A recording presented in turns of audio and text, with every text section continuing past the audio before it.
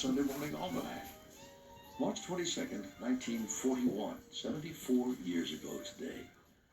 The day one of Hollywood's most popular actors took on a challenging new role. For that was the day Jimmy Stewart was drafted into the military at the age of 32.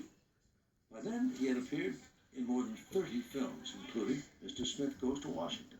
And I'll tell you one thing, the wild horses aren't going to drag me off this floor until those people have heard everything I've got to say, even if it takes all winter. An amateur pilot in his own right, Stewart was assigned to the Army Air Corps, as the Air Force was then known. By 1942, the U.S. was at war, and Stewart was an Air Corps lieutenant, the star of a new film appealing to young men to sign up. I want to speak on my favorite subject, the Army Air Force. I'll shake hands with Mr. B-17 and a few of his big brothers. A few thousand of these babies will win this war for us. Stewart flew 20 combat missions over Europe during the war.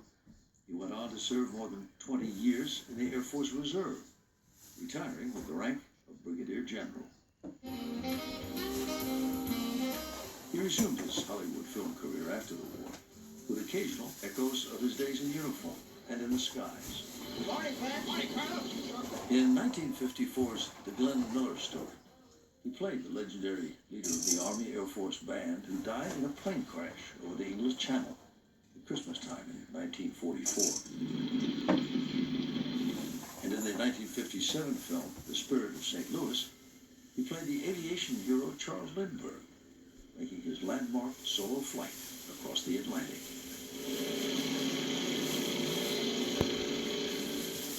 The Motion Picture Academy honored Jimmy Stewart with a Best Actor award in 1941 and an honorary Oscar in 1985. He died in 1997 at the age of 89. But his spirit lives on, both in his films and in the enthusiasm of the countless pilots who have followed in his path.